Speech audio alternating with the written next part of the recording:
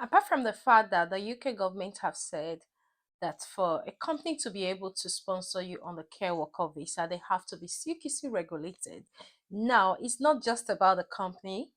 You also have to be qualified. There are other requirements as well that has been set out for you, that is the applicant. It's not just about the company owners, it's not just about the recruiters, it's also about you. So this is a letter from Home Office, a refusal letter to someone who just applied for the care worker visa because she's not qualified.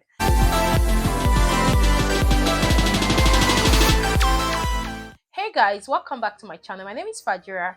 If you're joining me for the very first time, my returning subscribers, thank you for always coming back to watch my videos. I really do appreciate. God bless you. If you're new to this channel, I create contents on how you can migrate to the UK, jobs with visa sponsorship in the UK immigration updates, which I'm about to share one right now, live in the UK, scholarships in the UK, like everything you can think about the UK. So if you're someone who is interested in such content, or you know anybody who may be interested, please do like and share this video with them.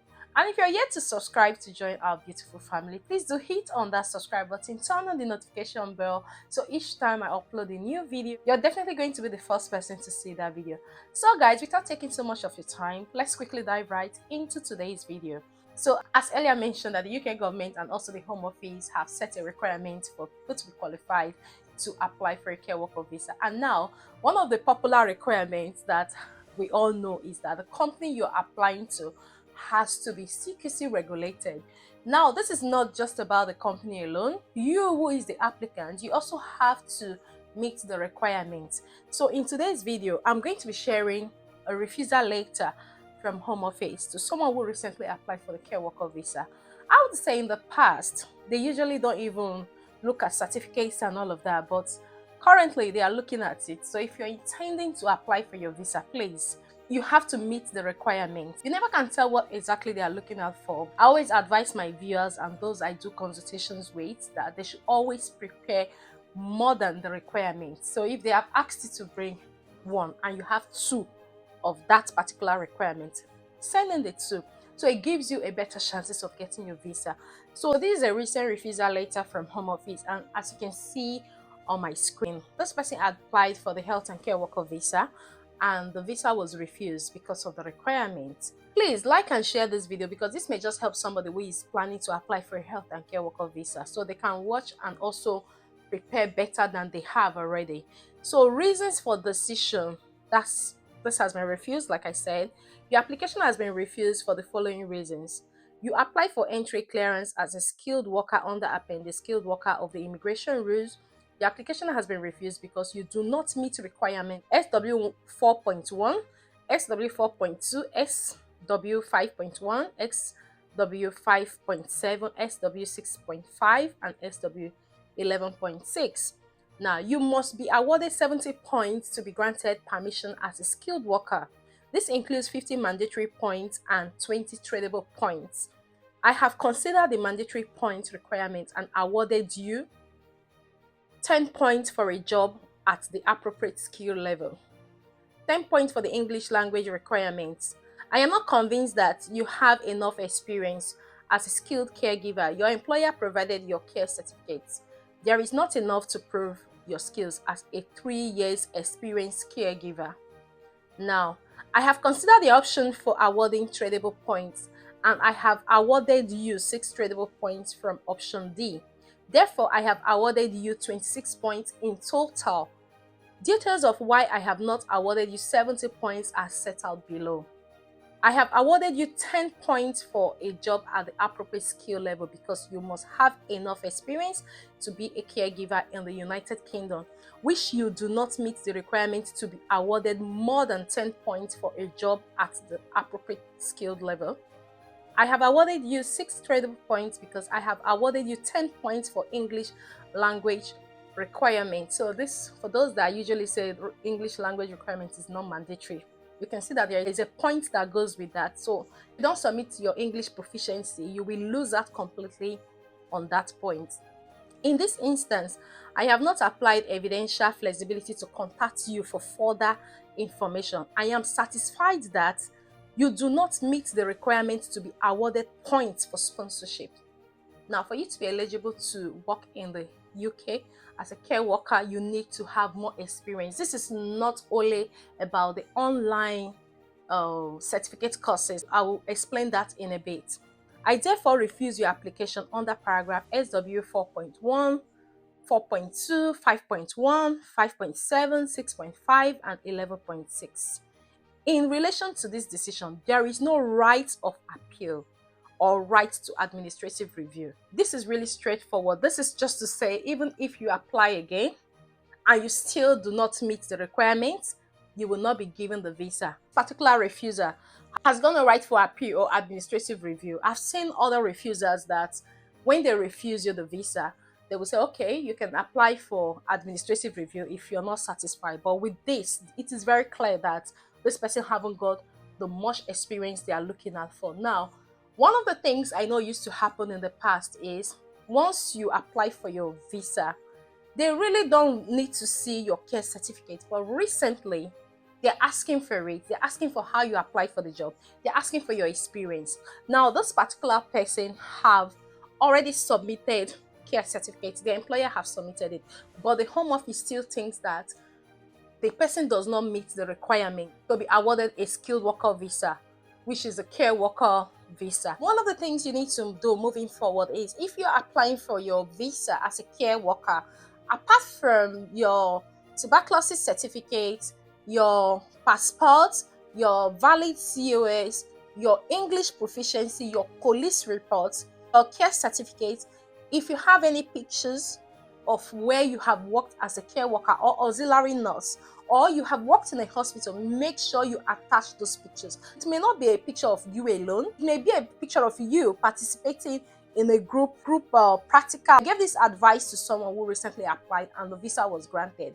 So she supplied even the reference from the hospital without the Home Office asking. Bear in mind that when you're completing your visa form, they don't ask you all of this document. But from the look of things now, apart from the care company you're applying to, being CQC regulated, they also want you that is applying for this visa to be qualified, to be a qualified care worker, because they know a lot of people have migrated to the UK recently without being carers from the countries they have come from. So now they are looking at it very well. So ensure that your application moving forward add all these other evidences to show that you meet the requirements to become a carer in the UK. Now they have said that there is no right to appeal. So for this particular candidate, also you have to go get more training, even if it's for a year in your country. Go to a hospital, get the training, get your references from there, and if you're fortunate to get a job again, you ensure you add all those trainings to it, because like we know, a lot of people have migrated to the UK and they were not carers in their countries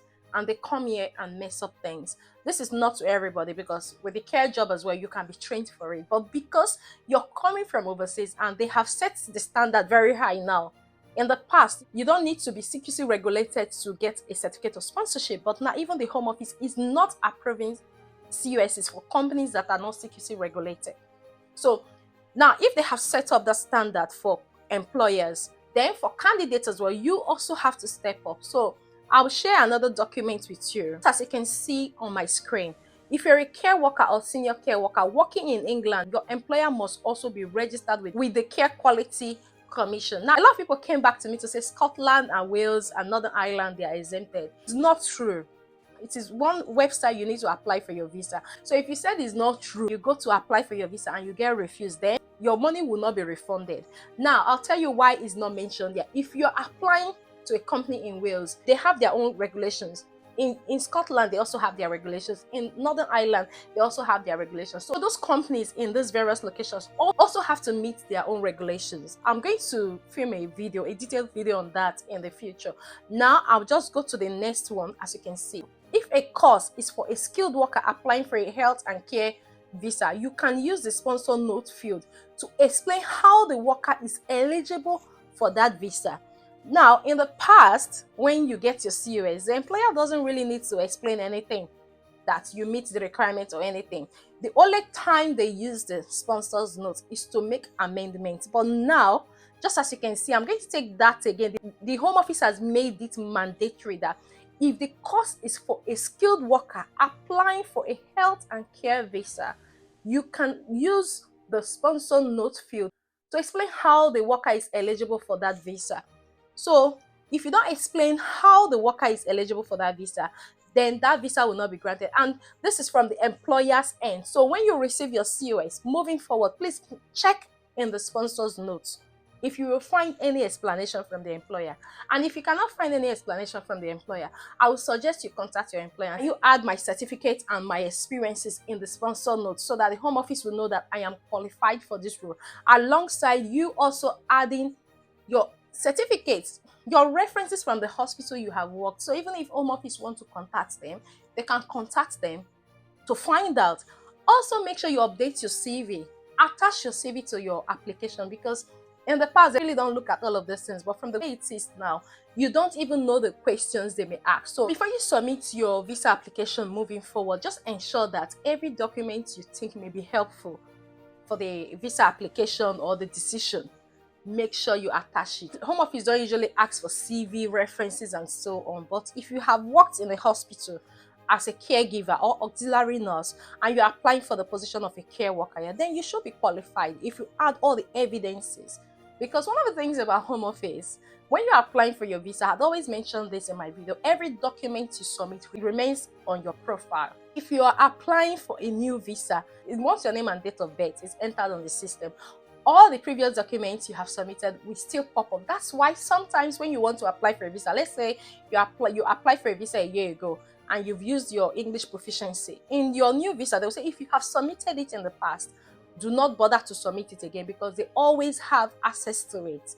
So if you have submitted a visa application for a different department to come work in the UK and now you finally get the care worker one, now bear in mind that the first application you have submitted, they've got the details for that particular company or the role you're coming to do. Now if you go to edit your CV or say you're coming to do something differently too, they will still know that this application is not straightforward and it may be complicated. This candidate, I just advised her to go get more experience, get all the evidences as she's doing her training, as she's working. She should take pictures, and also to be able to get a reference from a recognized healthcare. If she can be able to get a voluntary placement there, then she should be able to get a reference as well. So when she's applying in the future, let's say maybe she gets a job again, apart from what the employer has written in the sponsor's note, the Home Office too will see that there is a progress, because what she submitted in her last application will show that the new documents she has provided, now she has gone to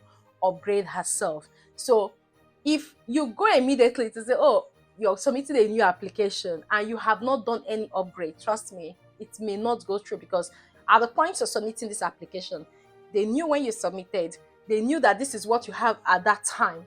So please, if you're moving to the UK or you intend to move to the UK this 2024 as a care worker or even any other field, make sure you even exceed the requirement. So when you apply for your visa, they won't have any reason to refuse you your visa. So ensure you have some pictures, like I said, more documents, more references, update your CV.